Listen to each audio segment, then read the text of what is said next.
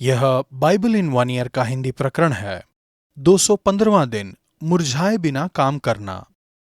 क्या परमेश्वर आपके काम में रुचि लेते हैं? बहुत से लोग परमेश्वर को 24/7 परमेश्वर के रूप में नहीं देखते हैं, लेकिन एक नायक के रूप में जो रविवार के प्रदर्शन तक सीमित है, जिसके दर्शकों की संख्या घटती रहती है।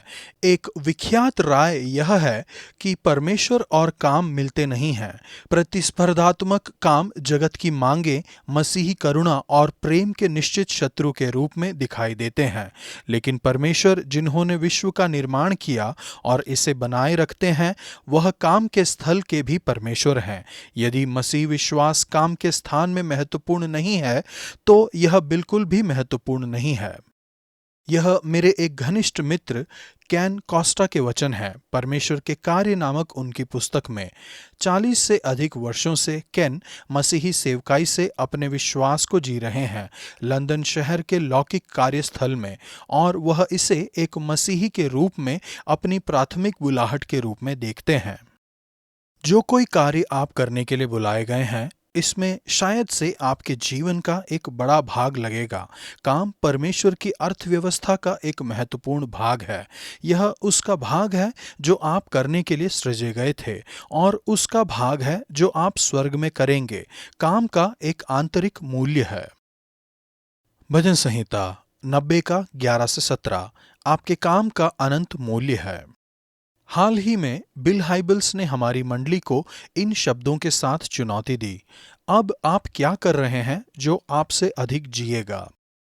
भजन संहिता 90 जीवन की संक्षिप्तता के विषय में है, किंतु यद्यपि आपका जीवन छोटा और क्षणिक है, इस भजन के अनुसार यह संभव है कि आपका काम आपके अधिक जिए। जो आप करते हैं वह अनंत महत्व बना सकता है। आशा के एक उद्घोष के साथ इस भजन का समापन होता है। हमारे परमेश्वर यहोवा की मनोहरता हम पर प्रकट हो, तो हमारे हाथों के काम हमारे लिए दृढ़ कर, हमारे हाथों के काम को दृढ़ कर। आपके काम का महत्व इस तथ्य को दर्शाता है कि परमेश्वर भी एक करता है।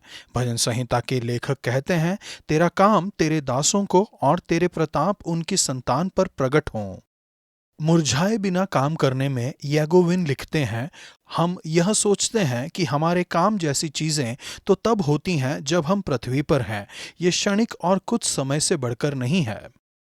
बाइबल एक अलग चित्र बनाती है। जब यीशु वापस आएंगे तब परमेश्वर इस पृथ्वी को मिटाएंगे नहीं, बल्कि वह इसे नया बनाएंगे, इसे छुड़ाएंगे और इसे इसके दासत्व से छुड़ाएंगे। मनुष्य के काम शुद्ध किए जाएंगे और छुड़ाए जाएंगे, ताकि यह पाप से मुक्त हों। जैसे कि हम पाप से मुक्त होंगे, लेकिन काम निश्चित ही नई सृष्टि का एक भाग होगा। यही कारण है कि परमेश्वर से यह मांगना सही बात है कि हमारे हाथों के कामों को स्थापित करिए। परमेश्वर, होने दीजिए कि आपकी कृपा दृष्टि मुझ पर हो। मेरे लिए मेरे हाथों के कामों को दृढ़ कीजिए। होने दीजिए कि मेरे काम मुझसे अधिक जिएं और भलाई के लिए एक अनंत प्रभाव बनाएं। नया नियम रोमियो 16 का 1 से 27 अपने आप को पूरी तरह से परमेश्वर के काम के लिए दीजिए। एक मसीही होने का अर्थ है काम में नियुक्त किया जाना, विशेष रूप से सुसमाचार के कार्य में। रोमियो के लिए पौलुस के पत्र के अंत में लोगों की एक सूची को अभिवादन किया गया है। इसमें वह उनके काम के महत्व पर अधिक जोर देते हैं। प्रिस्किला और अक्विला को यीशु मसीह में उनके सहकर्मी के रूप में उनका वर्णन किया गया है। मरियम ने तुम्हारे लिए बहुत कठिन परिश्रम किया। उर्बानुस मसीह में हमारा सहकर्मी था। त्रुफोना और त्रुफोसा को जो प्रभु में परिश्रम करती हैं। तिमुथियुस मेरा सहकर्मी है। दूसरी जगह पौलुस लिखते हैं, क्योंकि तुम खुद जानते हो कि किस रीति से हमारी सी चाल चलनी चाहिए, क्योंकि हम तुम्हारे बीच में अनुचित चाल न चले और किसी की रोटी मुफ्त में न खाई, पर परिश्रम और कष्ट से रात दिन काम धंधा करते थे कि तुम में से किसी पर भार न हो। यह नहीं कि हमें अधिकार नहीं, पर इसलिए कि अपने आप को तुम्हारे लिए आदर्श ठहराएं कि तुम हमारी सी चाल चलो। दूसरा थिस्सलुनीकियों 3 का 7 से 9। शायद से पौलुस मसीह के सबसे प्रभावी सेवक थे, लेकिन वह सेवकाई में पूर्ण समय नहीं थे। वह एक तंबू बनाने वाले थे जो अपने लिए कमाते थे। इसी तरह से रोमियो 16 में वर्णन किए गए लोगों में सभी मसीह सेवकाई में पूर्ण समय में नहीं थे। इरास्तुस जो नगर का भंडारी था, इसमें कोई संदेह नहीं कि उन्होंने अपने काम को अपनी प्राथमिक बुलाहट और सेवकाई समझा। इस तरह से हम सभी सेवकाई में पूर्ण समय के लिए शामिल हैं, चाहे हम चर्च में या लौकिक विश्व में पूर्ण समय कार्य करने के लिए बुलाए गए हैं। यह जानना भी दिलचस्प है कि कितनी महिलाएं चर्च में काम करती थीं। फीबे का वर्णन डायकोनस, एक सेविका के रूप में किया गया है। ग्रीक शब्द का अर्थ है डीकन या सेवक, चर्च के मुख्य प्रतिनिधि। पौलुस के साथ साथ वह बहुतों के लिए सहायता का एक कारण थी। महान सहायता के लिए शब्द इस्तेमाल किया जाता है। एक राजनैतिक दानी, सुरक्षा करने वाले और संरक्षण, यह बताता है कि उनके पास कोई सामाजिक पद, धन और स्वतंत्रता थी। स्पष्ट रूप से उनका चर्च में एक महत्वपूर्ण कार्य था। प्रिस्किला और अक्विला एक साथ सेवकाई करते थे। प्रिस्किला का नाम पहले है, शायद से यह इसलिए है उसने पहले विश्वास किया और फिर अक्विला को मसीह में लाया। यह इसलिए कि वह चर्च के जीवन और कार्य में अधिक महत्वपूर्ण भूमिका निभाती थी। सूची में जिन 10 लोगों के नाम लिखे गए हैं वे महिलाएं हैं। उनमें है यूनियास, एक उल्लेखनीय लीडर। यूनियास निश्चित ही एक महिला का नाम है। उनका वर्णन ऐसे एक व्यक्ति के रूप में किया गया है जो प्रेरितों में नामी थी, क्योंकि वह स्पष्ट रूप से प्रेरितों में से एक नहीं थी। यहाँ पर प्रेरितों का एक व्यापक अर्थ है जो बताता है एक व्यक्ति जिसे मिशनरी के रूप में भेजा गया है। पौलुस ऐसी एक महिला को शामिल करते हैं जो इन मिशनरी लीडर्स में उल्लेखनीय थी। इन सभी बातों से यह स्पष्ट है कि पौलुस के दल में महिलाओं का मुख्य स्थान था। पौलुस अंत में धन्यवाद और आराधना करते हैं उसी एकमात्र बुद्धिमान परमेश्वर की यीशु मसीह के द्वारा युगानुयुग महिमा होती रहे। आमीन। परमेश्वर, हम सभी की सहायता कीजिए कि हमारी बुलाहट चाहे जो भी हो, हम ऐसे लोग बने जो परमेश्वर में कठिन परिश्रम करते हैं और यीशु मसीह का सुसमाचार सुनाते हैं। पुराना नियम, पहला इतिहास 15 का 1 से 16 के 36 तक। काम और विश्राम में परमेश्वर का अनुकरण करिए। काम एक तरीका है जिससे आप परमेश्वर का अनुकरण करते हैं। आप परमेश्वर के स्वरूप में बनाए गए हैं, इसीलिए जैसे परमेश्वर कार्य करते हैं वैसे ही आप भी कार्य करने के लिए सृजे गए हैं।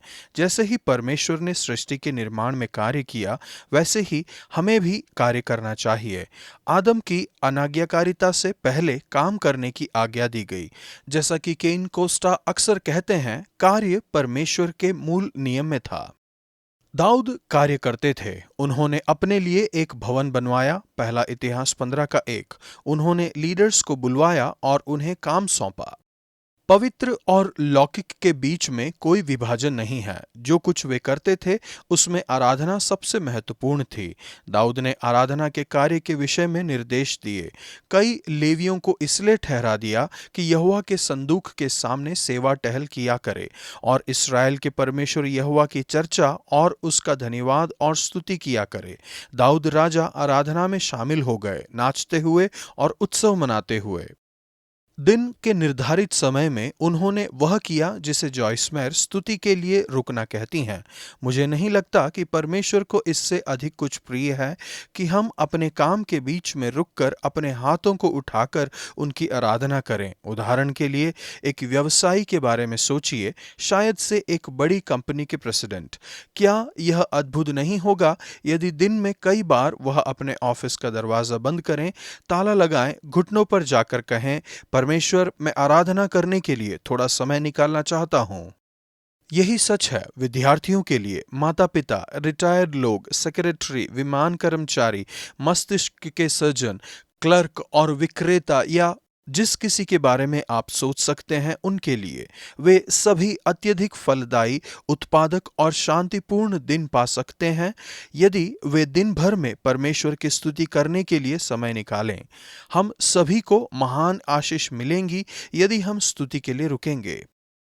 दाऊद परमेश्वर की स्तुति और उनका धन्यवाद करते हैं जो उन्होंने किया है उसके लिए। उनके अद्भुत कार्य, आश्चर्यकर्म जो उन्होंने किए हैं, वह परमेश्वर के महान कामों का वर्णन करते हैं और लोगों से कहते हैं कि पवित्रता से शोभायमान होकर यहोवा की आराधना करो। परमेश्वर एक कर्ता है। बाइबल की शुरुआत से हम इसे देखते हैं। सृष्टि के निर्माण में वह कार्य कर रहे थे। परमेश्वर ने अपना काम जिसे वह करते थे 7वें दिन समाप्त किया और उन्होंने अपने किए हुए सारे काम के बाद 7वें दिन विश्राम किया। वह न केवल विश्व का निर्माण करते हैं, वह इसे बनाए रखते हैं और छुड़ाते भी हैं। काम एक तरीका है जिससे आप परमेश्वर का अनुकरण करते हैं।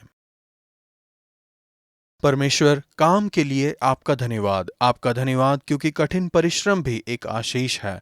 होने दीजिए कि मेरा कार्य आराधना का एक कार्य बने, जैसे ही मैं अपने शरीर को एक जीवित बलिदान के रूप में प्रस्तुत करता हूँ। मेरी आराधना का आत्मिक कार्य। पहला इतिहास 15 का 29। जब यहोवा की वाचा का संदूक दाऊदपुर में पहुंचा, तब शाऊल की बेटी मिकेल ने खिड़की में से झांक कर दाऊद राजा को कूदते और खेलते हुए देखा और उसने मन ही मन तुच्छ जाना। मुझे आराधना पसंद है, लेकिन पसंद और नापसंद होना सरल बात है। कभी कभी मैं सोच सकती हूँ यह आराधना कैसे हो सकता है, लेकिन परमेश्वर हृदय को देखते हैं और मैं मिकेल की तरह नहीं बनना चाहती हूँ। आज का वचन, और हमारे परमेश्वर यहोवा की मनोहरता हम पर प्रकट हो, तो हमारे हाथों का काम हमारे लिए दृढ़ कर, हमारे हाथों के काम को दृढ़ कर। भजन संहिता 90 का 17।